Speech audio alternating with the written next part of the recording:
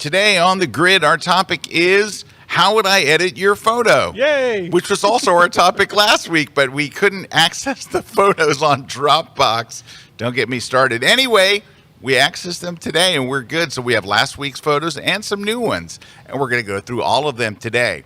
Also, we've got some news. We've got a special guest for a few minutes today. We've got all kinds of stuff is happening. It's a very, very exciting time. And what makes it more exciting? Mr. Kuna. He's right here. He's on the set. He's live. He's large and in charge. He's something. He's a can of ham. He loves his spam. Yeah. He's the real rocket man. Erik Kuna is with us. We got lots of giveaways. We got some cool books to give away and some other stuff. It's going to be a fine, fine day on the grid. And when does this all start? In just 11.2 seconds. Let's go. The Grid is brought to you by Platypod, the tripod alternative that is changing the world. Everybody has a Platypod. You should too. Go to platypod.com.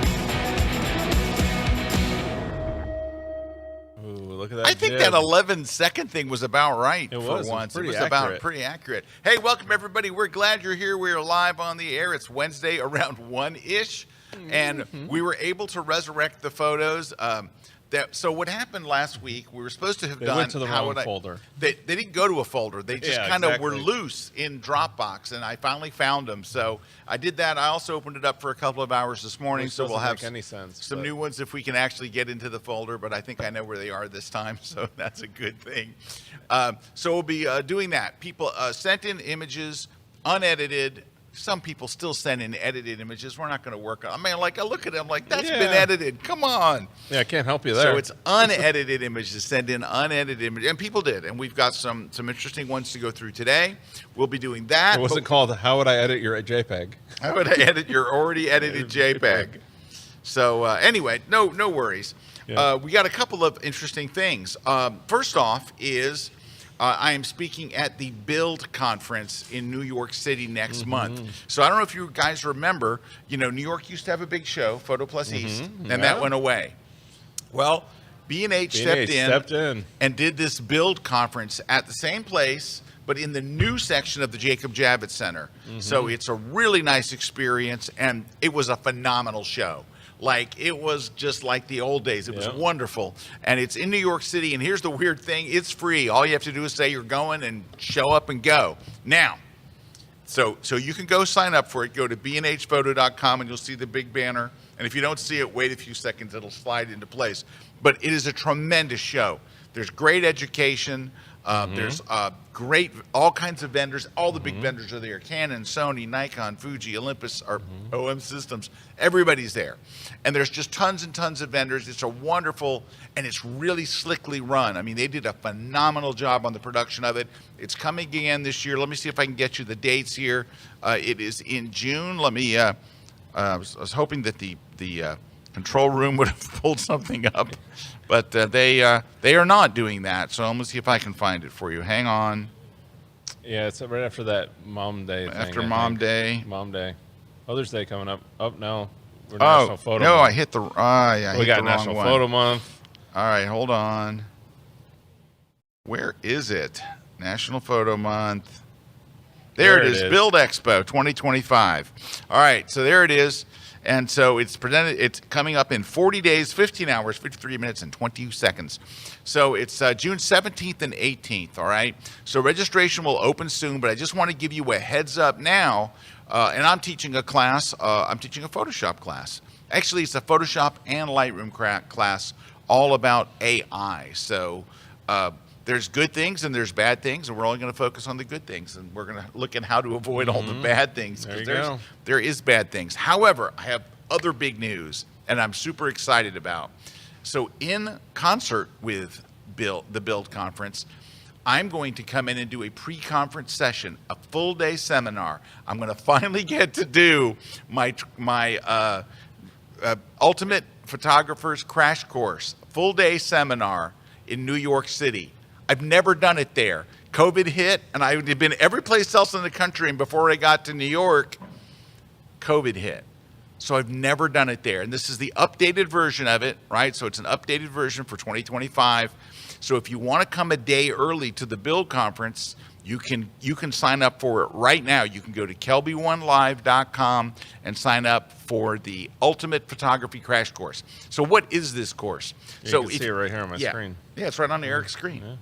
So let me say it again. It's right on Erik's screen. There it is. Okay. All right.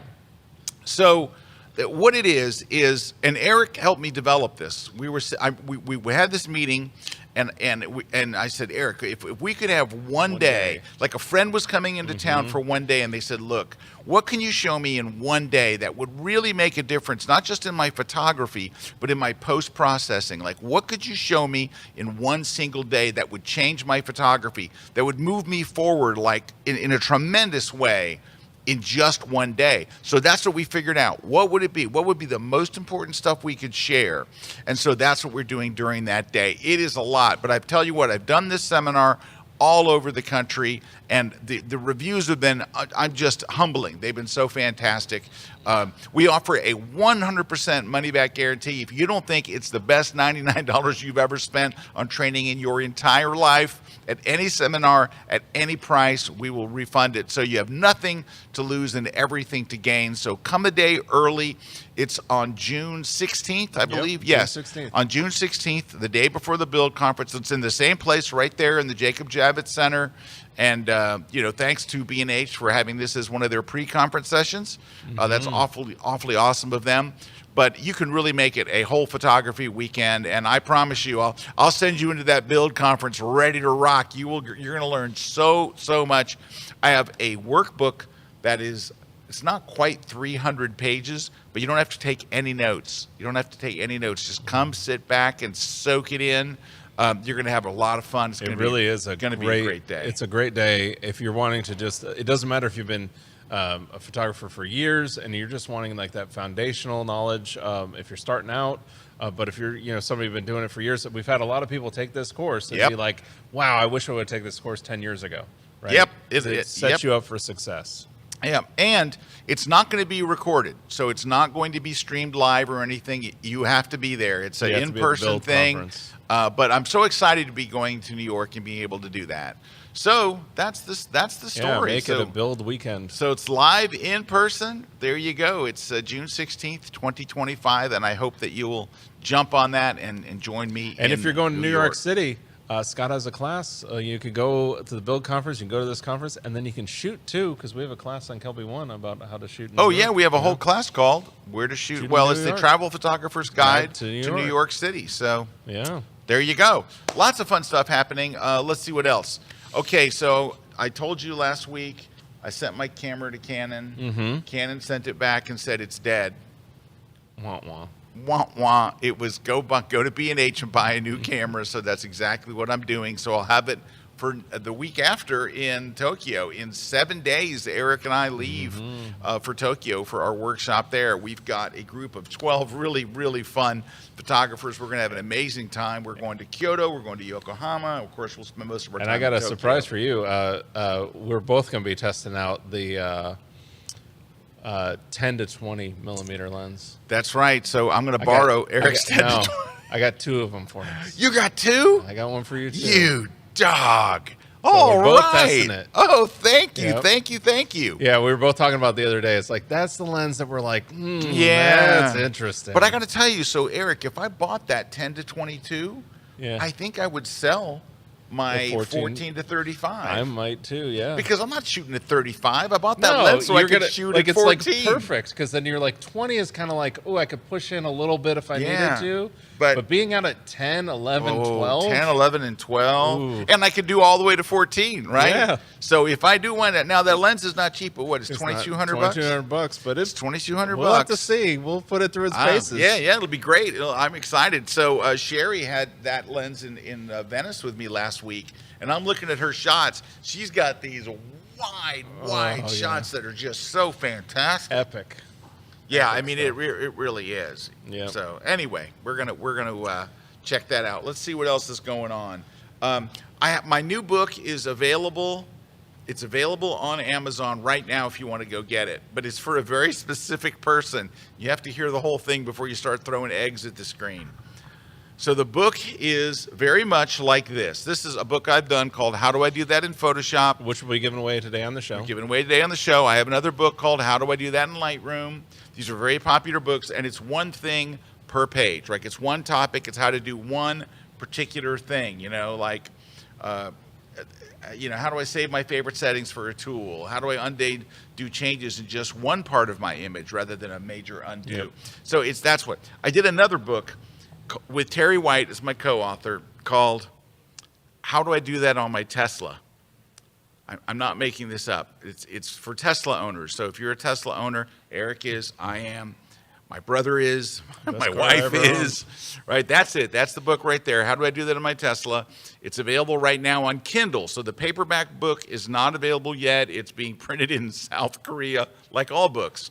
But I just want you to know that I wrote this before Elon lost his mind. So no flamethrowers. This was pre-flametthrower, pre-buzzsaw, or no, what is it, tree saw? What is that thing called? Anyway, before all that stuff. Anyway, here's a hard copy. So this is the only hard copy in existence. So the publisher sent one copy, which is basically, it's nice to see it. Look how thick this thing is. It's everything that you would ever want to. There's crap in here. If you have a Tesla or you know somebody that has a Tesla, go tell them to get this book. They will love it. Look, what's weird is it's thicker than my How Do I Do That in Photoshop book. Oh, it is about a 1/4 inch thicker. Yeah. Anyway, you can go get the ebook right now, and it's on Amazon. There it is, the Kindle version. Right there, and you figure you probably spent 50 or more thousand on your. It's for the Model 3 and the Model Y, all right, and it's the latest Model 3 and the latest Model Y. So sweet. That's it. Awesome. So there you go. Well, hey, I got a book that you can go buy too.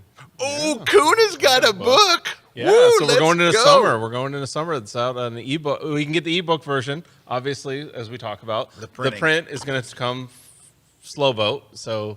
But you can go over on Amazon and buy it, the night photography book. So you can go over that's what it's called. The night photography. Let's see if we can bring it up here and take a look at it. You can go get that over on Amazon, or you can go get it on Rocky Nook, either site. I probably should have pulled it up because the control room's obviously trying to figure it out. The control room is they're asleep today. Dobson, I'm moving you off the jib. You're going to go to the control room. Take over the controls. We're going into the summer. We're going into like peak Milky grab Way. Jason and we're going throw him out of the way. So. Check it out. We're looking. Oh, I can pull it up real quick. Yep. Let's go. Let's see. There shouldn't be too many Erik Kunas on here. Yeah, there it is. Oh, look at that. Well, that was tough. Oh, that was tough pulling that one up. That was a bear. All right, here. So there you go. I was going to pull it out here. Here we go. There it is. The night photography book, and I got to read this book before it went to press, of course. But Erik did a phenomenal job. He covered stuff that, I mean, if you spent 6 weeks scouring the web every single night, you would find out some of this information. But here's what you will not find out, and is only in this one book, exactly how Erik does it, right? You find out exactly, like you can read people say, here's what setting to use and all, but then you see Erik's photos and you're like, well, how do you do that? That's the stuff that's in Erik books that is not on the internet, that you're not going to find anyplace else, because he shares his own techniques, what works, what doesn't. He gives you all the stuff. If you're into night photography and you've been looking for a resource, this is the book. This is absolutely it. And you're hearing it straight from the guy that, has made his name in astrophotography, not to mention rockets and stuff, but all that other stuff. And he's covered everything. Well, thanks. I appreciate that. Lots of post-processing. Of course, that's such an important part of it all. Such an important part of all this. But it's also which accessories do you need and which ones that it doesn't matter. Because there's so many people that think I have to buy this. I got to buy this. I got to buy that. And you it's do like, not have to buy all that stuff. You just have to buy the right stuff. Mm-hmm. And I will tell you, Erik is not cheap at all. He's not. Nobody would call Erik a cheap person. But Erik really does his research to make sure that he gets a value. I'm very frugal. I don't know if he's really frugal. But it takes me a lot to like. I gotta like. Yeah, really he makes sure it's the right thing, and he doesn't buy things just to spend money. But I will foolishly. buy it. Yeah. Yeah. If he buys it, you know it's the good stuff. Hey, nice comment from Susie here. Yeah, Susie's saying the crash course is wonderful. I will go again and again. Oh, there thank you go, Susie. High five to Susie. And now, speaking of night photography, we were talking about that. I do have something. I have one spot that opened up. So I do a Milky Way workshop in the summer. I had one spot that opened up. So it usually doesn't happen. We had somebody that had to push off to next year. So if you go over to MilkyWayWorkshops.com, you can get it on that. There's one ticket left for July. So check that out. If you're interested in like just spending 4 or 5 days learning all about Milky Way stuff. But again, the book is a great start. You know, if you're wanting to like really get into read the book on the plane. Yeah, if you're really wanting to get into like night photography, that's really why I set it up. It's that you're wanting to know everything to do with night photography, not just Milky Way, but just shooting at night in general. Right? Hey, you know what, Eric? We're giving away one of my books today. Can we give away an ebook copy of your sure, let's of yours? It. All right, yeah, we're going to add that to the mix. So have we gone over everything we're giving away yet? No, we have not. So let's do that. We're giving away. So Eric's book is one of them. If you want to Yes. get Eric's book, let us know. We're going to give away a copy of this. How do I do that in Photoshop? Which I'm sure you'll see some Photoshop magic today with the editing our photos. I'm hoping. And then Scott's Crush the Composition book. We're giving away that as well. So somebody's going to win the Crush the Composition book. People are loving that one. And look at that. And then Platypod Grip. So this is a great attachment for putting your phone onto a tripod or a platypod or whatever you want to put it onto. Great mount for that. Then we're going to give away a copy of On One No Noise 2024. So that's for removing noise out of your photos, and it's super quick. It's super fast. Removing that noise. It's almost a must for night photography. It's a game changer. It takes your workflows and your work down to almost nothing as far as removing noise. And then a V-Flat from V-Flat World. Now, this is for U.S. shipping only, so you got to have a U.S. shipping address in order to get this one. But somebody's going to win a V-Flat from V-Flat World. But as always, people in V-Flat World want everybody to win. So everybody wins 10% off by using the code Kelby10 at checkout. So if you want to get a V-Flat and get 10% off, use the code Kelby10 at checkout over at vflatworld.com. And then we got some hellos. You know, we got Paul saying hi from Holland, Michigan. Hey, Paul. Hey, Pa! And then I think the next one's Raymond, but I can't see what Raymond said. Raymond said something. There it is. And hello, fine day in South Dakota. I love South Dakota. That's one of the workshop I was just talking about is. Lou is saying hi from Wake Forest, North Carolina. AJ saying hi from Miami. Hey, AJ. And then Jerry saying hi all the way from Tacoma, Washington. It's a great day. I'm 2 days from retirement, which means more time for photography and no more having my boss interrupt me watching the grid. There you go. 2 more days. All right. And then Lee saying hi from UK. Gene saying hi from South Carolina. Jorge saying hi from Boston. Ernie saying hi from the Jersey Shore. Richard saying hi from London. Alex saying hi from Cleveland. And people join us all over the world. I love that. There you go. All right. I'm just all finishing right. up So here. then we are going to be editing some photos. Yeah. Oh, one more thing. Big thing. Next week.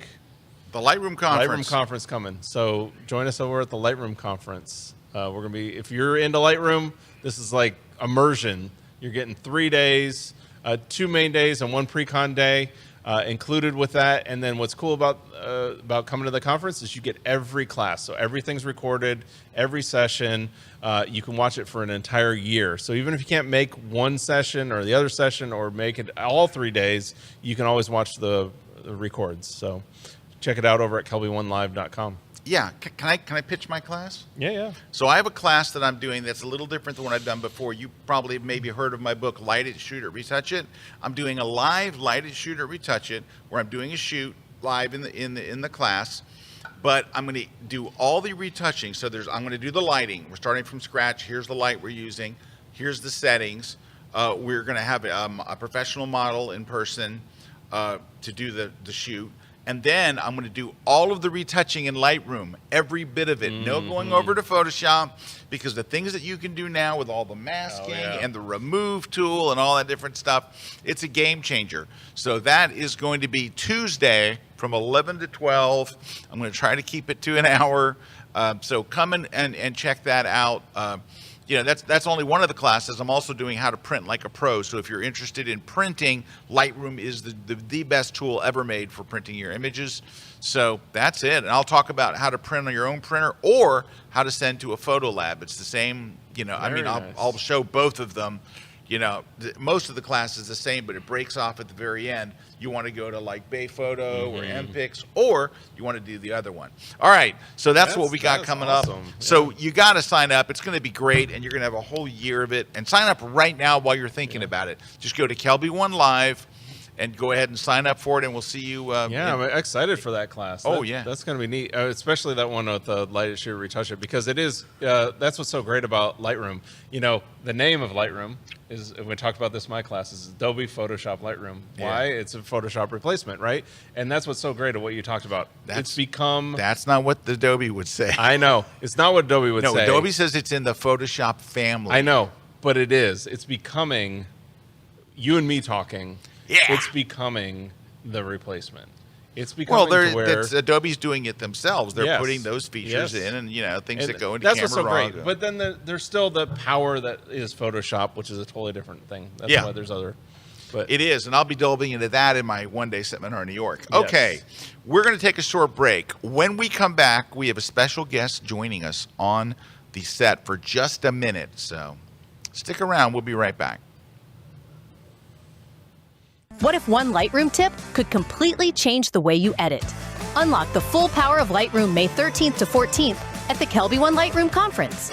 2 days of expert photography training that'll help you edit faster, smarter, and with more creativity than ever before. Learn the latest features in AI tools, master portrait retouching, landscape editing, mobile workflows, and batch automation. We cover it all. Stop guessing, start editing like a pro. And with a 1-year replay, you can learn on your schedule.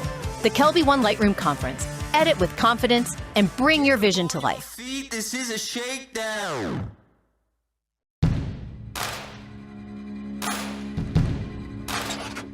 Wow! Do you want to know amazing tips and techniques about taking portraits with an iPhone? Then join me in this KelbyOne class. I'm going to show you how to capture images in a town like this, capture them with the wide angle lens, the 1x, the 2x, and the 5x lens, then process those images correctly in Lightroom, and then share them to the world. This course on the iPhone for capturing portraits is going to be incredible. Get out there, take photos. I'm Jefferson Graham, inviting you to join me for my next class for KelbyOne, a photographer's guide to San Diego, one of the greatest photo spots in the world. You have incredible beaches like right here in La Jolla, the old historic Del Coronado Hotel, Victorian homes. You got the Little Italy section, Balboa Park, so many great photo places, and I'm going to show you where to go to get the best shot. A photographer's guide to San Diego. See you there.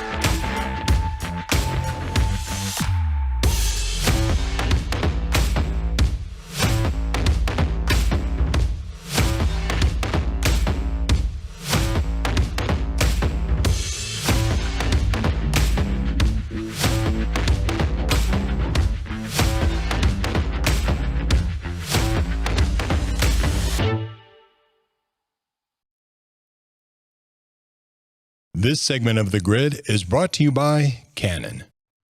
Contentious dinner up until that point. Okay, hey everybody, welcome. Joining us on the set is our own Christina. Now you guys heard us talk about Christina all the time, right? And good members have seen her. She's been on the show. Yeah, just you guys, never she's with been on there, Scott. just not with, this is the first time we've been on the set, because sometimes she'll fill it in for me. But I want to tell you a little bit about Christina, which is leading up why she's on the show today.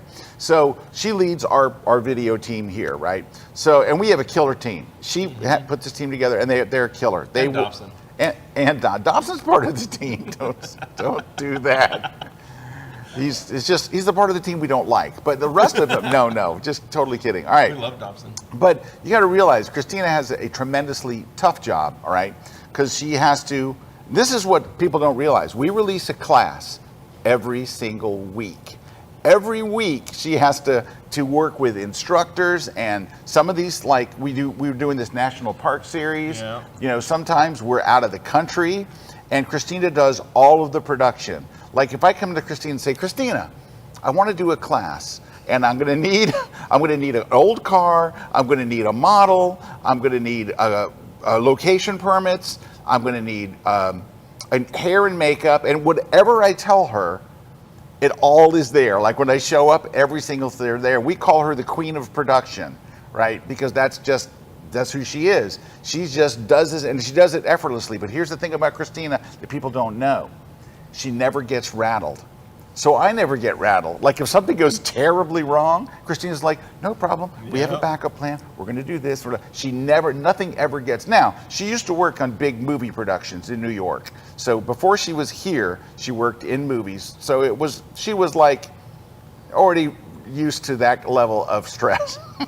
We don't have that level of stress. A little bit of that, yeah. We don't have that level of stress. But, but the fact that she's so calm, right, keeps everybody on the set and everybody calm. But not only does she have to do all these classes, she has to do all of our webinars, she has to do all of our conferences. So when we do a conference, we're basically telling Christina, like next week, Christina, we're going to have like 23 classes from instructors all over the world, and here, and me, and Eric, and all this stuff, and it all has to come together live at the same exact time. Like it's an amazing juggling act. So why am I telling you all this? Because we do call her the queen of production. And I thought the queen of production should have a crown.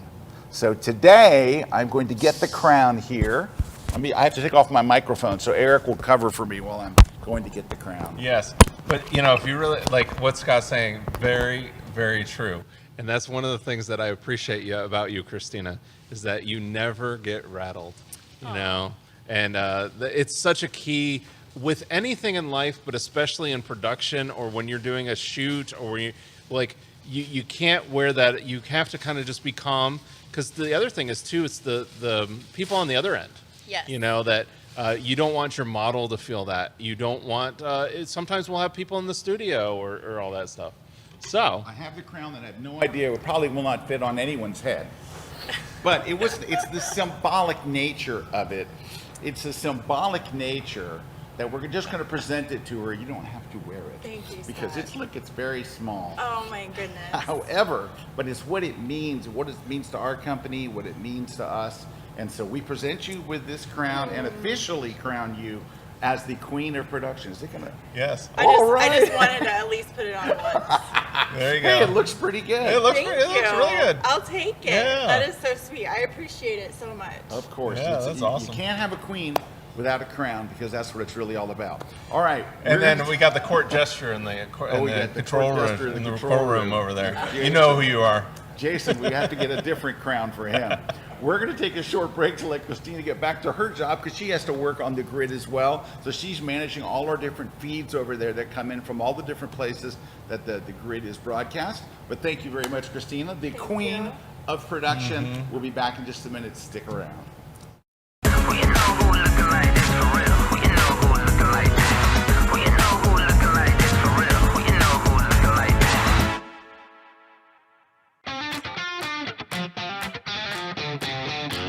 Hi, I'm Jeff Leinbach here at KelbyOne Studios to invite you to join my latest class, Top 20 Camera Hacks. Most of these hacks were collected over years and years of talking to photographers one-on-one about photography and the things that they get tied up on, the things they get hung up on, and helping them fight through those little things. Obviously, there's a lot more than 20 camera hacks out there in the world today, and we understand that. We had to narrow it down some way, where it doesn't matter what camera brand you're using, you'll get something out of it. You're gonna find a couple things that will change the way you approach photography. Some of these hacks will include things like back button autofocus and image stabilization. These, again, can have huge impacts on your photography. This class is a lot of slide-based, but we're also going to break it up and go hands-on to show you these techniques in person.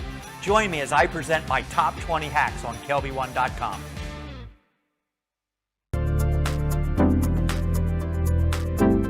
Hey everyone, I am professional photographer Ian Plant, and in this course, I am going to be talking about removing distractions. And there's plenty of distractions in our everyday lives that keep our focus away from our passion for photography. And you definitely want to get rid of those distractions, but that's not really the focus of what I'm going to be talking about in this course. I'm going to be talking about removing distractions from your photos.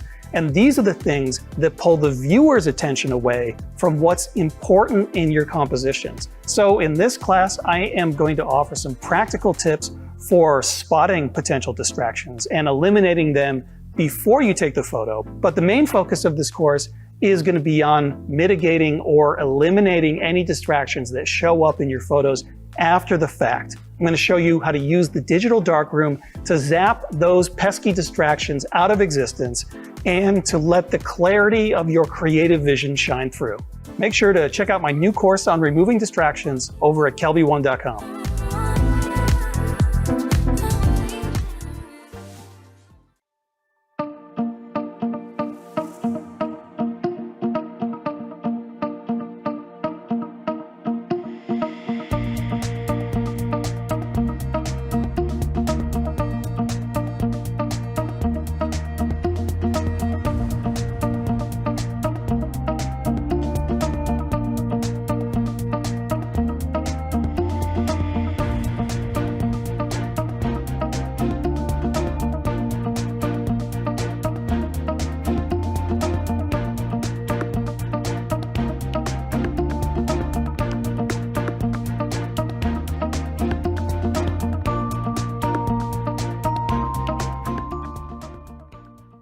This segment of The Grid is brought to you by B&H Photo, the professional source since 1973.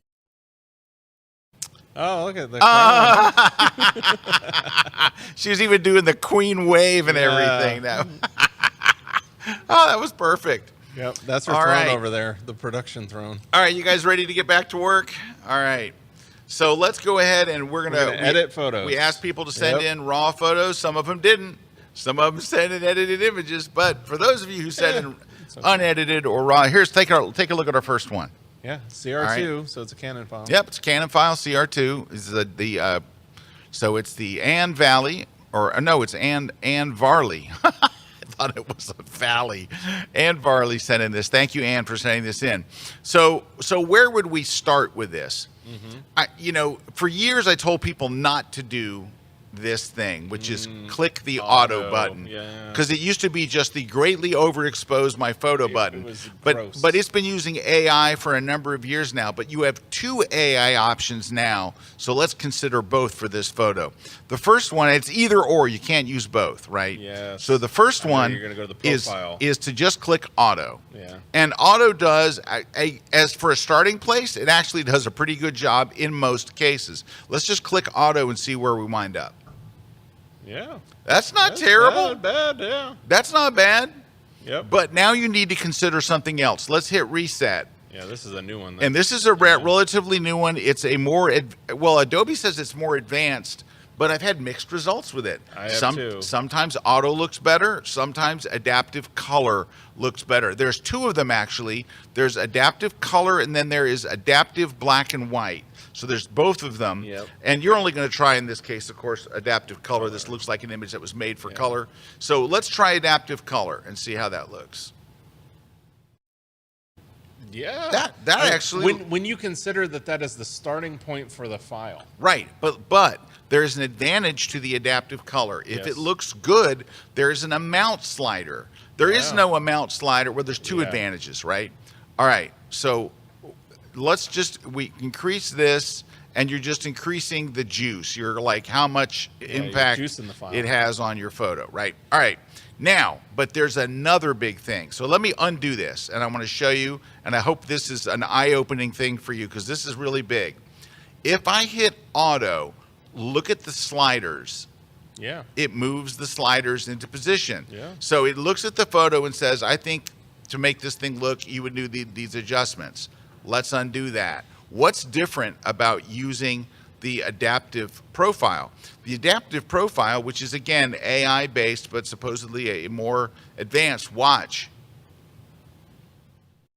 Oh yeah, it doesn't move any sliders. Look, the sliders haven't it's moved. doing it at the raw profile level. Right, it's doing it at the raw profile level, so it's not really adjusting the sliders. So now you're starting on second base, basically. Yeah, it's so awesome. So honestly, it is quite good. So what would I do next? Well, I would do this. I ask myself this question. I say, what do I wish were different? Just looking at the photo, what do I wish was different of this photos of Anne's? Well, I think the sky is too bright. Now, this is not Anne's fault as a photographer. This is the sensor. So your sensor is either going to make the sky look good or the foreground look good. It's not going to do them both because the human eye does this wonderfully well. The sensor in your camera does not do it as well. The human eye will balance this. Yes. You wouldn't stand there and you look at some real dark thing like this. You're like, I can't see anything. You would see it fine because your eye has such an incredible range, but your sensor only has a fraction of that. So I would work on the sky first. Now, before you move on, though, Yes, Scott, sir. is because you did the adaptive now. The one thing, and I know you talk about but the point to make clear is you don't hit the auto once you do the adaptive. No, in 'cause fact, Adobe does have a dialogue box. Yeah, a warning will come up that says, look, choose one or the other. Yeah. You're choosing auto or you're choosing adaptive, but you ain't getting both. You ain't getting both. So you're going to choose one or the other. Try them both and see one looks But better. this adaptive thing is pretty cool. It is cool, but sometimes it looks worse. Yeah, it sometimes just it depends does. on the photo. But again, this is something because it's so AI based, they're going to be tweaking it, and it has It'll get machine better. learning. It'll get better and better. All right. So the first thing I would do is let's work on the sky. So I would go over here to the masking button over here, or the masking icon, and of course right there, sky. Choose sky. Yeah. Now, generally what you're going to wind up doing is simply just lowering the exposure, but there's more than that. But we're going to start with I'm looking at the wrong screen here. Either, look at the way my Grammarly moves. Grammarly right where your slider is. Thank you, Grammarly. That thing's like a pain. It does a great job, though, so I can't complain too much. Yeah. I'm going to have to hide. I'll hide the histogram. Everything's kind of funky here. I would start by lowering the highlights in the sky. Now, the red area was showing you what it masked, and it goes away as soon as you touch a slider. So I would kind of bring this back. Actually, just lowering the highlights is doing a pretty good job. Really good job. We could lower the exposure a little if you want that really nice blue sky, and you could raise the contrast as well. Now, the one thing and I want you to be careful about this when you're editing images. Notice how the clouds are starting to look kind of like rain clouds. So that's when I go back in with the whites and try to whiten that back up. So I want the richness of the blue, right? But I don't want the sky to look kind of meh. Now, there's one other trick you can do. You can roll down here to temperature and push more blue into the sky by dragging the temperature slider to the left and blue it up. So somewhere like that. So now that's sky. Let's just look at the sky itself by going here to this little eyeball in the masking panel. You can see how far we've come. Now, I might have gone a little too dark with it. Let's go and let's. Go a little far. I'm going to take the exposure back up. That's usually what happens, though. Yeah. Is you go too far and then you pull And it back. you look at it and go, okay, all right. I think that looks a bit better. Yeah. Now, do you see what's happening over here? We've got some glows and stuff. You're going to have to fix that in Photoshop. That is something you got to fix in Photoshop. It would be very hard to fix in Lightroom, if not impossible. So it's a trip to Photoshop, and we may get a moment to show you that. But I'm going to move on to what I would do next, which is the foreground. Now, There is a new feature in Lightroom, and this was introduced last week. A couple of weeks, yeah, last week, maybe 2 weeks. Maybe 2 weeks. I don't know. 10 days, maybe. Some time ago, they introduced a new feature. So let's go and create a new mask, and you'll notice at the very one. there is a new thing called what? Landscape? Select landscape. And when you choose that, it's going to look at the image and see what landscape is in here. Well, there's a sky. Run your cursor over it. There's a mountains, and then there is the natural ground. So, did a pretty good job there. And so, but if you want all of that, see, I think I would do the. See, I want the mountains in the distance. Yeah, I mean, you might just be able to. Well, I could unmask all the rest. But let's just go and say we're going to take the natural ground. Well, actually, that natural ground one, if you go to natural ground, and then that one has the mountain in the back. Oh, okay. But then you just have to wipe out the stuff in the foreground. Yeah, all right. So we'll just leave that for now. Just hit create mask. And so it selected all the areas that you see in red. And I think we probably want to open up the shadows here a bit because it's kind of dark. I'm trying to just basically balance. That worked better than expected. And then you could probably kill some highlights in the back. Yeah, let me lower the highlights a bit. Ain't doing it. Yeah, yeah, see, it's helping that mountain back there. Yeah. That's all I wanted to do was to the mountain. And then, let's talk about the white slider. Can we have a serious talk about the white slider? It's so serious, I'm looking at the one up camera. Here? So I want you to think of the white slider for two things. Number one, it brings back brilliance to your photo. So it makes clouds white. It makes things, it kind of adds like a brilliance, if that's even a word, right? I mean, it's a word, but it makes sense. It adds brilliance. The other thing is it works great for night photography, for turning on the lights. If you shoot a city and you're like, oh, I wish all the lights in the buildings were brighter. The white slider is like, it's like a dimmer. Like you can just turn up the light. So I love it at night and I love it for here. So I'm going to turn up the whites a bit just to add some more brilliance to the photo. You see how it does that? Like it just adds a little bit more brilliance. And then I think we could go down here and add a little bit of texture. Go a little further. Keep going. There it is. There's texture. We could just, make sure we got lots of nice texture in the rocks and in the ground and stuff. And I think, is there anything else that we really need? I mean, in reality, I would probably put a little hint of a vignette on it. So let's go back to our regular thing, go to the effects panel, and add just a little bit of vignette. Not so much that you would really know it's there. My favorite number is -11. And so watch the difference here. Let me just show you. Here's before and after. Now, you don't really notice the vignettes there until you go, oh, yeah, I see it now. But it does kind of focus your attention towards the middle. And I think that's not bad. We got one more thing to do, but let's take a look at the side by side. Yeah. There. And we didn't do a whole lot of acrobatics, right, to get there. But that glow in the trees is really bugging me. And I could probably also open up this little bit. Do we want to see more detail in there, Eric? What do you think? Yeah, you could. Yeah. All right. So let's go do that. And in this case, I just brush it in. Yep, I would just, sometimes the brush is the easiest thing to do. Yep. So just go create brush, and let's open up the shadows and open up the exposure a little bit, and then just paint over these areas just to kind of bring some detail out in there. This is way too much, by the way. This is way too much, but that's what you do.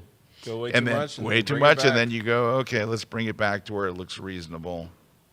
There you go. Something like that. That kind of brings some more detail. All right. Now, I'm going to jump this over to Photoshop because we got to fix something like really messy over here. Resize my Photoshop. And it's that glow. So here's what we're going to do. Oh, look at the glow on the tree lines and everything. You're going to get the clone stamp tool. And if you're like, Scott, I've never used the clone stamp tool. It's been there for 34 years. It's in Photoshop 1.0. All right. But what you're going to do that's going to make this work is on the block. if you just leave this tool and set it to its default of normal. If you were to option click in the sky and you paint, it will erase the trees. Yes. We don't want to erase the trees. We want to erase that white glow. So you're going to go up here to mode, and you're going to switch from normal to darken. Which will do what it says, darken. What darken says is this. When I hold the option key, if you're on a Mac, or the alt key on PC, and I click right in that piece of sky, what that's telling it is only erase things that are brighter than where I just clicked. And what's brighter than where you just clicked? That glow.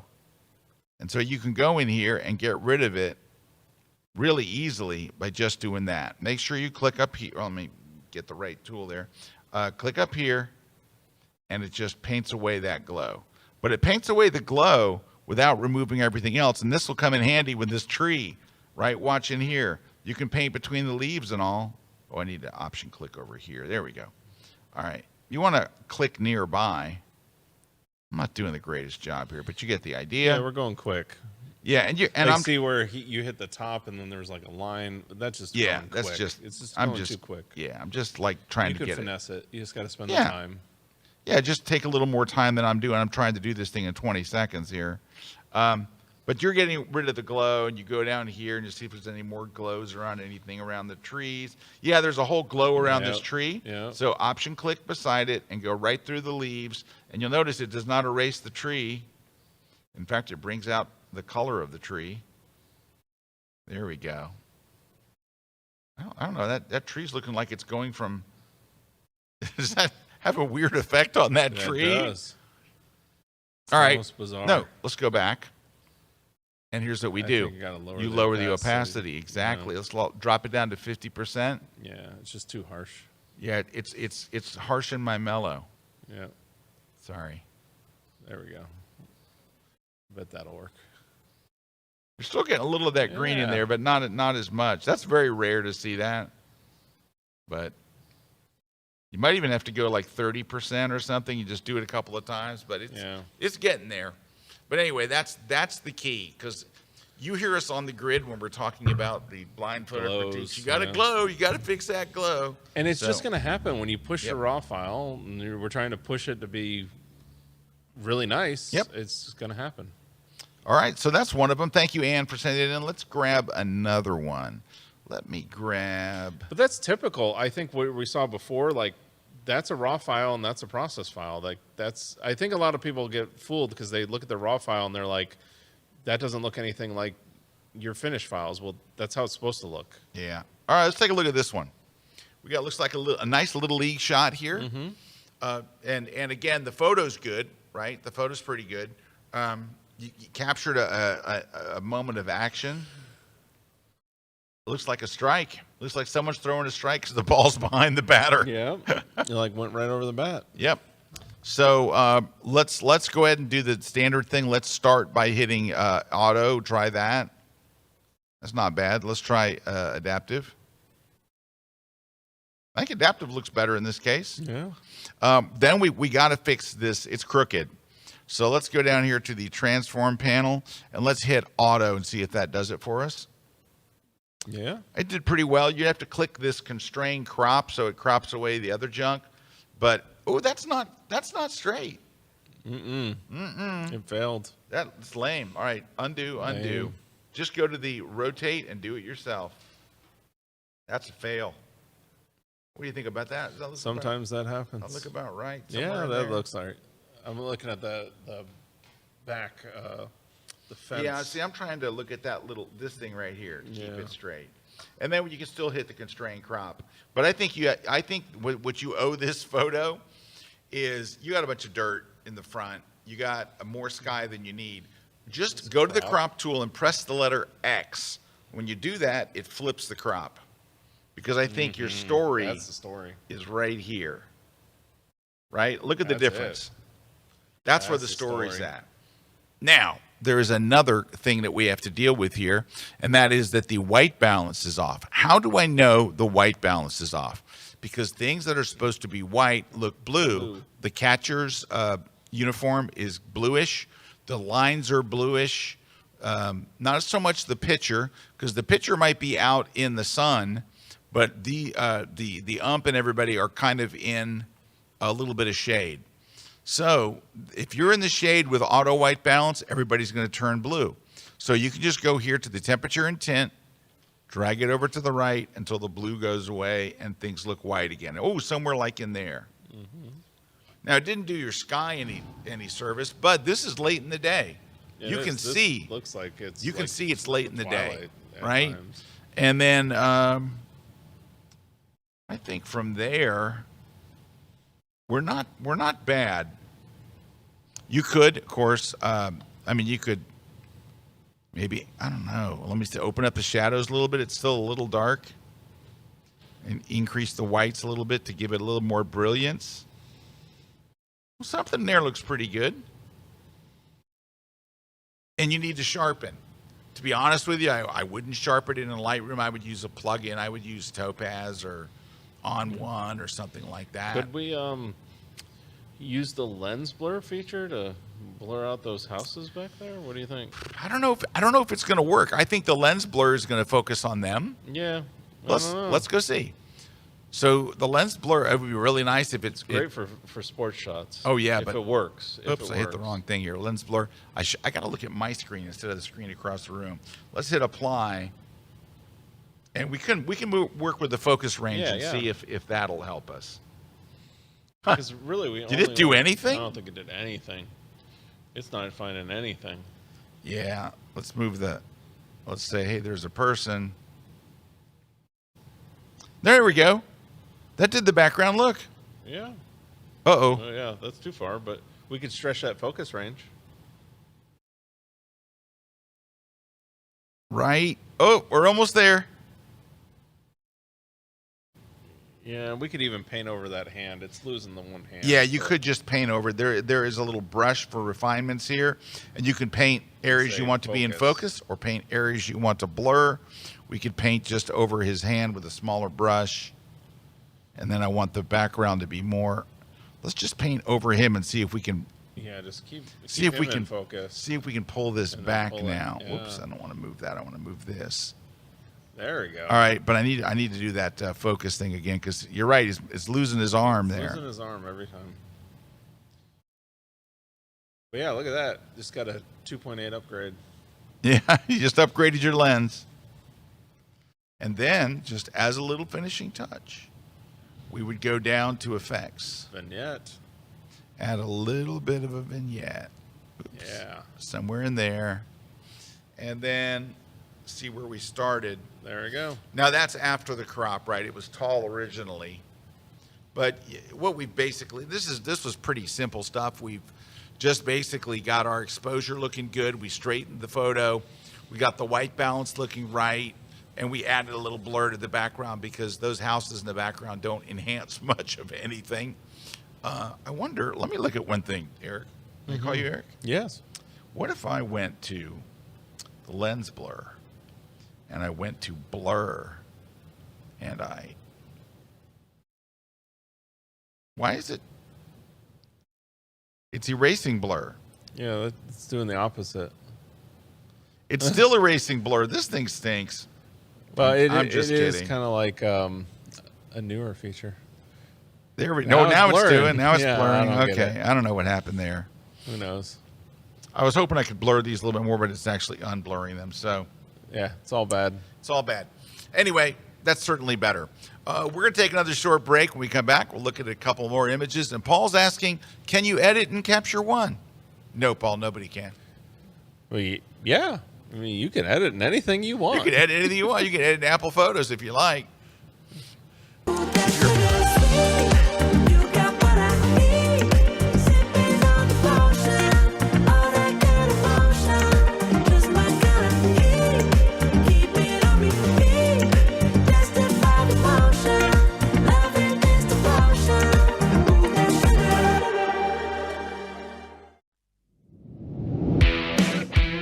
Have you been using the AI stuff in Lightroom and Photoshop? If you haven't, it's unbelievable. It's amazing. It's incredible. But it scares the living heck out of me, and I'm not sure I can use it and sleep at night. Which is why I did a brand new class for you. Here's what we've done. I'm going to take you through Lightroom. I'm going to take you through Photoshop. I'm going to show you how to use it all. And then I'm going to show you how to use it where you don't feel dirty. I'm telling you guys, there is magic here. There is productivity gains that you can get that are just going to blow your mind. It's incredible. I'm going to show you how to do the things that you could have done yourself in Photoshop that might have taken hours or weeks or maybe skill you don't quite have yet, and have it done in 12 seconds. Catch my brand new class on how to use Lightroom and Photoshop's AI features and still sleep at night. It's only here at KelbyOne. Hello, I'm Nikon Ambassador Hilmar Smith, and I'm here at the KelbyOne Studios to teach you the art of creating with what you have. Today we'll be using 3 simple props. A chair, we have flowers, and we have things made of glass that you can find all over your house to push that creativity and create amazing pictures. Come and join me at KelbyOne.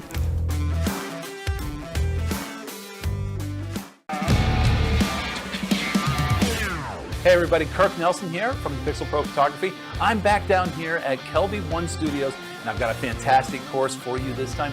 We are talking all about developing brand new backgrounds for your images. If you've ever had an image that you've taken that you discarded because that background wasn't what you wanted, bring it back.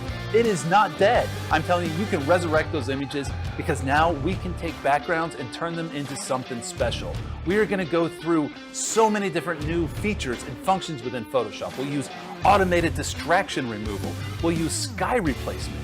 We'll use the generative fill plus the generative workspace to create all new backgrounds. We'll even create a do-it-yourself synthetic background using a bunch of different filters. We will take an image that's shot in a dusty old gymnasium and turn it into something worthy of an athlete's poster. You're not going to want to miss this one. Come check out my latest class at KelbyOne.com.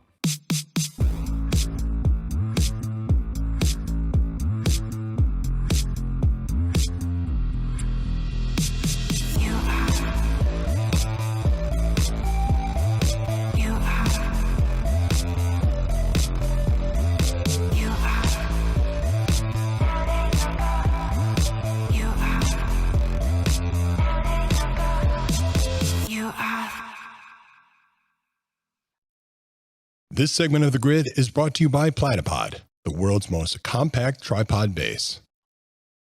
Hey, we are we're back. back. Scott and Eric, we're looking at images. Let's take a look at another one here. And it's a cool image, right? It's got a theme, kind of a theme to it. It's neat. So let's start by hitting auto and see what that looks like. It's not bad. Yeah.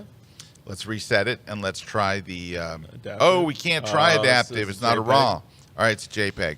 All right, well that's okay. Yeah, I do you think can do there's it. a little bit too much headroom there. Where I would edit that down here. So, well, I don't want to go in that way. I would take off the lock, just move it down a little bit here. Whack. All right.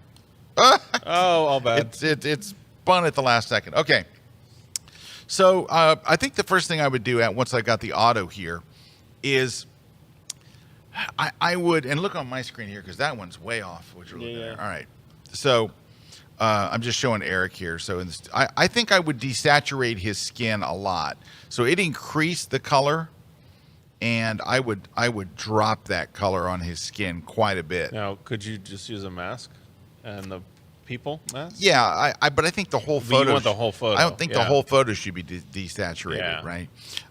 Also, unfortunately, so they shot this. Take a look.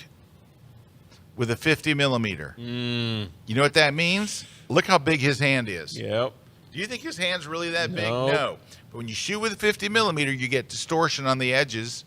Which is why I always tell people, don't shoot portraits with a 50. Even though If a YouTube video told you. Right, and there's some people that are very, very good at it, but they know what the limitations are, and they're It's doing. hard. They're getting It's around just it. Very hard. You It gotta is. you gotta know those little gotchas. All right, I'm going to open up the shadows so you can see he's got a hat here and all this kind of stuff. But man, that glove, it just looks so big. It looks like his glove looks the size of his head. Yeah, it's so, the size of his head. And it's all right. Not reality. I think what's going to help here is to go to texture and bring out the texture and add some clarity to make him look gritty. Gritty, yeah. Yep. So, and then you might want to lower the vibrance just a little bit more, right? because it's bumping mid-tone contrast. So you're pushing a little more color in, and we're going to take some color out. Let me pull back the highlights a little more. There we go. And I think I would definitely add the vignette here to kind of put the focus back on him. We're getting there. And let me see what else we need to do. This area is really dark down here. I think we may have to grab the mask, get the brush. You just want to add some. Turn off auto shadows in mask, there. and we'll open this up some so you can kind of see what's going on down there. Because this hat, I think, is kind of key to it, but it gets lost in everything, right? So something like that would help. And maybe not exposure, maybe just take the exposure back and open up the shadows instead. No, still need some exposure. Yeah. Maybe something in there. So it's getting there. You might desaturate. It feels like it's pulling in green now in the shadows. Yeah, well, I was going to actually go and do, so I was going to actually go add a profile. Yeah. So go to the basic panel, and you see these little 4 rectangles over here? These things, there's a bunch of color profiles hidden under there.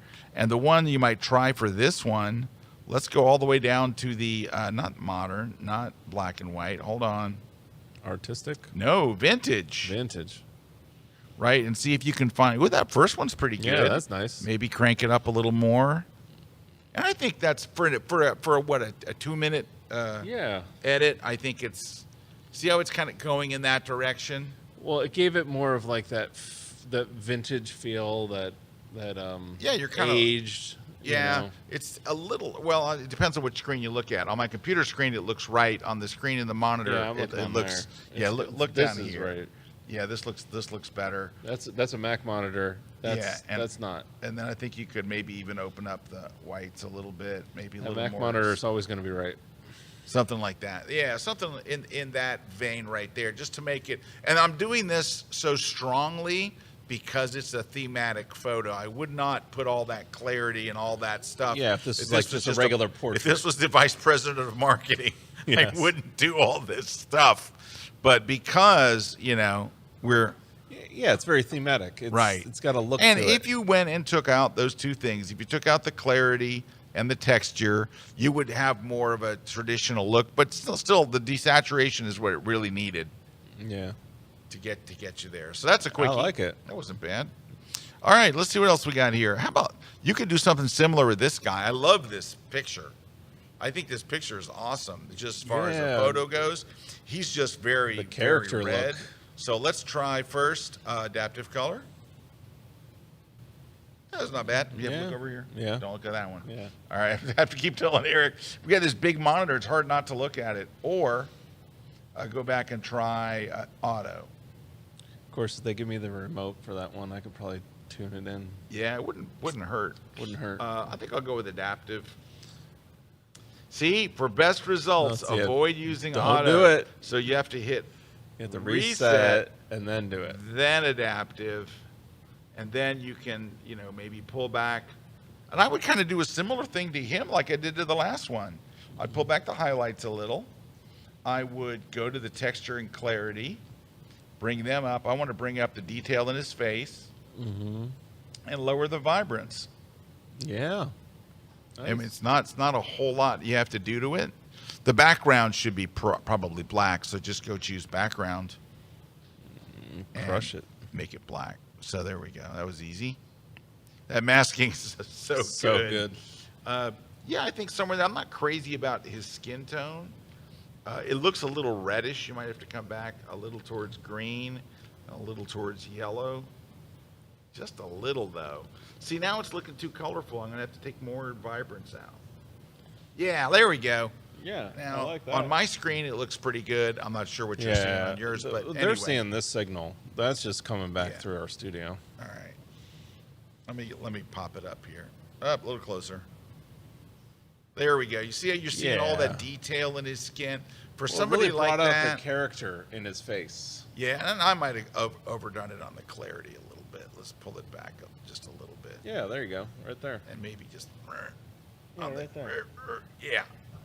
There we go. Just, you got an interesting character, and again, I wouldn't do this on the vice president of marketing, but I don't believe that this is the vice president of marketing. So if it is, it's a pretty cool guy. Pretty cool guy.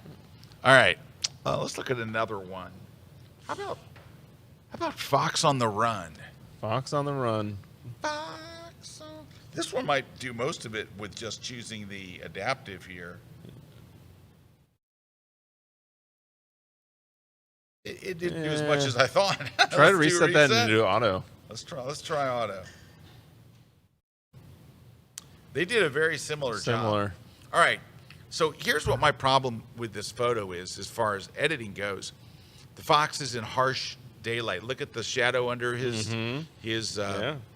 chin and all that. And then the grass is kind of... So here's what I think I might do. First off, let's go and select the fox. So go here and say select subject. Hopefully it'll just get the fox. Yep. Yeah. All right. So let's go do this. Let's pull back the highlights on him a little. That helps. And maybe increase the blacks. Sometimes that stuff helps for daylight photos.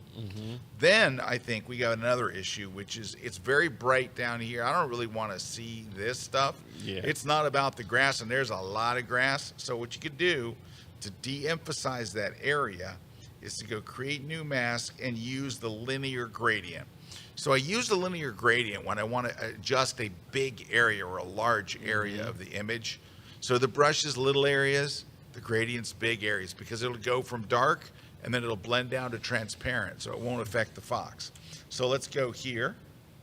We add a little darkening, and then we drag from here up to the fox. Now, I just want to make this clear. This little white dot is transparent. This is kind of the halfway mark. Look, you can see when I put my cursor over it. Yeah, the fade. So you want it to fade. And then I think I could rotate this a little. Let's go up to the very top circle, and you'll see your cursor change to a double-headed arrow. Let's curve that a little bit so we pick up those other stray hairs. Also, we could probably add a little vignette to kind of focus your attention back. That'll probably help a little bit too. Let's go to effects, drop a little vignette on there. And then, I mean, I guess you could go to the background. You could just say, create new mask, select background, and just pull the highlights back. So you're not really seeing so much of those white spots back there. Wait a minute. It's getting them. It's just getting more highlights in the front. It's picking up on the front, which I don't really want. Let's see what it did for the... Well, it just selected the background. It considered the background the foreground. Yeah, that's not good. So you could subtract from that if you wanted. Well, wait. It didn't do it at all. There's only two masks there, Fox. And this one.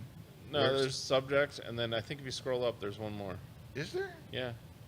See it on the top there, mask 3. Oh, there it is. In mask 3, it just did the background, but it did the foreground. So then here's what you do. Click on the word mask 3, and then you'll see the word, where'd it go? Subtract. So we need to subtract with the brush. Say it's selected too much. I need to subtract this stuff. I don't want this stuff in there. I just want to do that background. I do not want the grass. And that's close enough. All right. Then we'll go, whoops. I don't know why I closed out of the mask. There it is. And then we'll go to highlights. Boy, it's not doing a lot, is it? No. Exposure? Exposure did it. So those highlights weren't super bright. They were mostly that stuff. Now, I'm not real happy with how dark the face is. So I'm going to go here to the brush. I'm struggling with this one today. This one's not going the way I want. Let's go to exposure. Raise it a little and just kind of paint over this part of his face. That's too much, but it's always too much at first, right? We just choose a. But I think something maybe in there brings his eyes out. And you can also try to eliminate that to some extent. Let's just see if we can do that with the brush. Let's pull back. Oh no, we have to open up the highlights, open up the shadows. It's going to be too much. It's going to look bad at first, but hopefully it'll look better in a minute. Get our brush around that size and try to just lower that whole thing. So you're not seeing that shadow so harsh. Yeah, you're just lessening the shadow. Looks like a later day shadow. Now, if you really wanted to, there are two things you could do. You could go over to Photoshop. You could get the clone stamp tool, and you could clone over that line so you don't really see that. You could do that. You could use generative fill to get rid of it altogether, and it would be gone in 12 seconds. You know. But the other thing you got to do. But looking at where you were to where you are.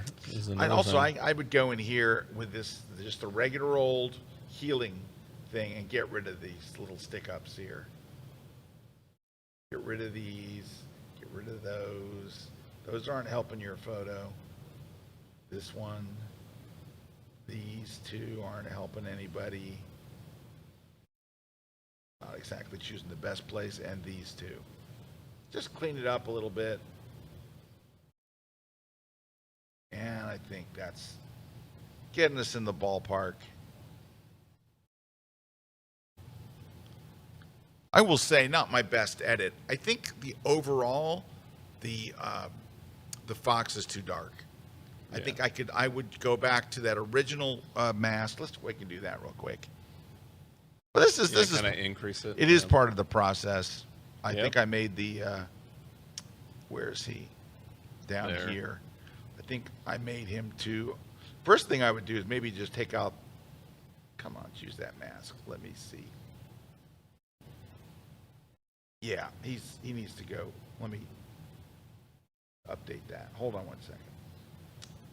Let's go to the highlights. Maybe I pulled him back a little too far. Yeah, there you go. That's probably okay right there. All right, that's a little better. It was just looking a little too gritty, and I thought I added some blacks to it, and I think that's not helping either. Yeah, let me take off those blacks. Yeah, that's better. Yeah, that's better. I think we're kind of in the ballpark there.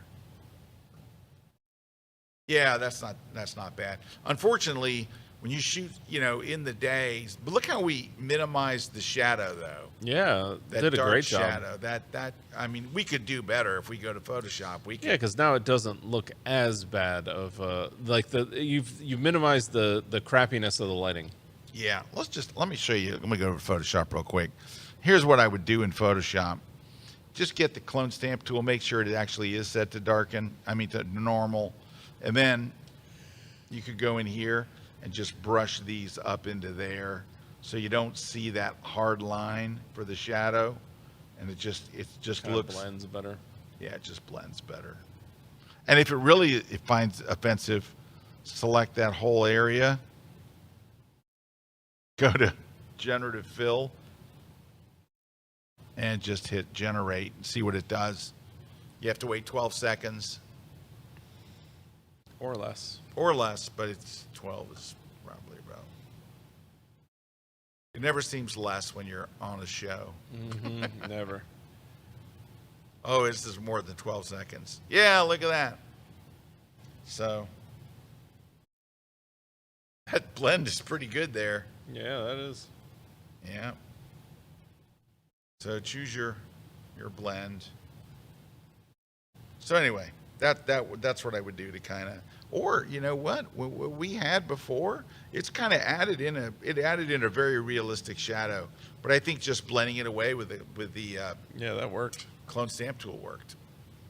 All right, so we're over time. We're going to do one more though. We're already 13 minutes over, but yeah, we have a bunch of prizes to give away. You give away those, I'll get ready with the next one.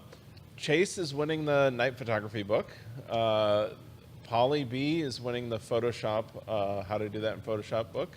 CM Cruz Photography is winning the Crush the Composition book. Carol Renzelhal is winning the Platypod Grip. Then Valerie Wagner is winning the V-Flat. Kate P is winning the On One No Noise. So just email us over at gridprize@kelbyone.com. and we will verify information and send you out your prize. Awesome. There you go. All right, you ready for the last one here? It's a tricky one. It's a tricky one. Looks pretty dark. Let me get the... Looks like we didn't have enough ISO. Looks like we didn't have enough ISO. But are we hosed? Did we throw it in the trash? Let's see. Let's see what we how can about bring if we out hit of it. auto? Yeah, we can try. Yeah, I mean we're better, but this is going to be your I think it is going to be dark, but let's push it. Let's see what we can do with it. Oh, that's adaptive color. Adaptive. Wow. Wow, that made it a daylight photo. Yeah, we don't want that. Wow. Don't want that. Well, no, I found with night photos that wait a minute, doesn't, but look, it doesn't work as well. We can use the slider to reduce the adaptive. We can, yeah. And you could stop wherever you think it's right. Yeah. I mean, in there is probably okay. That's okay. Because right we can there. deal with the sky. Yeah, we'll deal with the sky separately. Yeah, because it's going to be the same thing that you were just doing, like what you just did. Okay. Do you? We have a white balance issue. You want to go? I don't know that we do. I mean, it's actually white balance looks okay. It looks okay. You can always go a little warmer, but yeah, I'm okay with it. Yeah. Sky time. But I think we need to deal with the sky, so let's just do select sky. Go to the masking tool over here. Hit select sky. And then deal with the sky. Let's do a couple things. Let's boost up the clarity and take down the texture. Why are we boosting up the clarity? Clarity brings out that Milky Way that you got the end of the core there. So we're trying to like boost up that core, see how it kind of brings it out. And then negative texture will take away stars, so it kind of focuses more on the core, that milky area. And then dehaze. Dehaze will take out that kind of like, see the haze in the atmosphere? It's kind of like a slider that removes the haze in the atmosphere. It's almost like it's well named. Yes, exactly. Now the only thing that I'm feeling like is we definitely need to. This is where I'm like you. Add a vignette. That's going to help. It's going to bring focus us in on the image. So adding a vignette. Yeah, we probably go somewhere in there. And I don't know. How about the color in the sky? Do we need to do anything with the color? I mean, that's where we're going to have to. We could deal with the color in the sky, and we might need to warm it up, and maybe even add some saturation to it. So in the sky, where am I warming it up? Yeah, a little bit? let's warm it up. No, that's too much. Too much. Do you want some reds in there? Yeah, let's do that. Yeah, there we go. But that's too much. Maybe half that. Okay, sorry. That's all right. I was aggressive in my. It's okay. I like that though. But yeah, that helps. And then. Do you want any yellow at all? I don't know. I mean, I Maybe like my skies to be blue. Okay, you know, I just always like them to be blue, so good. I'm fine. But yeah, I think we've got. Also, do we need to crop it at all? I mean, I feel like you can crop that left side. That left side is causing a problem. Do you want it up top or down bottom? Because there's some junk up there at the top. Yeah, I could even just bring it in maybe to like a 4.3 or a 4.5 crop. You know, like something like that. Yeah, that kind of simplified that side of the frame. Yep. And I like that much better. Like I think that's a good point. But if you look at where we started to where we are, like that's incredible. Well, yeah. That's incredible. So, but yeah, I will say you almost could barely see the Milky Way in the original shot. I will say that the reason too why the Milky Way is getting kind of your stars are not in the Milky Way. You don't have a lot of color. Is you're just not giving your camera enough ISO. Yeah. You really got to like boost that ISO. God, Erik, if there was only a book out there, I know. If there was only a book that people could buy today on Kindle, I know, right? Written by an authority on the topic, that would. Well, it's just like we had the guys from the Moon Shops on, talking about this, and it is like the one style of photography you can't, that ISO and variance, it doesn't really like 100% translate. Is if you don't give your sensor enough juice at night, you're just going to lose that pop. With the Milky Way, and that's why it's kind of just it's an okay shot, but it's a great location, and I think that rescued the shot, definitely brought it in. But next time, give it a little bit more boost. You want to see what the ISO? Let's see what the ISO was. I think it was 1600. I bet. Ooh, 1600 is not enough. I bet. Yeah. 1600. Yeah. Right. I go to 3200. Now you're at f1.8, so that's why I say I go to 3200, and just give it a little bit more, and that'll just excite it a little bit more. And then that way you won't have that also in that foreground. You'll get a little bit more foreground detail. We're excited. Okay. So just a couple things to wrap up. Don't forget about the Build Conference coming up in June. Registration will be open soon. Also come a day early and go to my seminar. You can register for that now at KelbyOneLive.com. Most importantly, do not forget, don't miss out on the Lightroom Conference, which is coming next week. Yes, next week. Next week. Starts on Monday. And you can save $150 if you sign up now. Don't wait till the last minute. You know what people always do? They'll wait till the last minute. Lots of people sign up on the day before or the day of. Oh, look, there's a shot of my daughter there. See her in the cave? She's right in the cave. Oh, yeah, there on the top row. Yeah, right top there. row. It's my daughter sitting in a Go 4 over there, right there. Right. And that shot, I think, was at 6400 ISO. Yeah. Or maybe 12,800 ISO. I could be wrong. He could be wrong. You never know. I Who think knows? It is maybe 12,800 now that I think about it. It's all surprising. I like the way, I like the graphic, though, here, that whoever designed it, probably maybe Margie or Angela. Yeah. It's a nice graphic with like the LR and the LRC. And yeah. That's neat. Yeah, it is cool. They're quite talented. Oh, look at there's Jason. Jason's pointing out himself right there. Where? Oh, is that Jason? Jason's always got to sneak himself in somewhere. Wow. Court gesture at work. All right. Well, thanks to everybody. Thank you guys for hanging out a little extra time with us today. We went over by 20 minutes, which is, the network's going to find us. Hey, did you notice we have a new thing on the set over here? You see that image behind me of Academia Bridge over there? Right That's from Kelly Jones. Wow. That's our and that was the nice. So that's her. So both of those he took at my workshops, and then in the middle is the picture of when I first met Mimo in like 2016. So that's like kind of our wall of fame back there. Congratulations to Kelly Jones, who won two best of the, as voted by the students, best images of the week. All right, we'll see you guys. Well, we won't see you next week. No, we won't see you next week. Because we're going to be in the middle of the conference, so we will not see you. We will see the VIPs today at 4 o'clock. Yo, VIP. Let's kick it. See you then. Let's kick it. I can't believe Kuna got that reference. Yep. I'm rolling.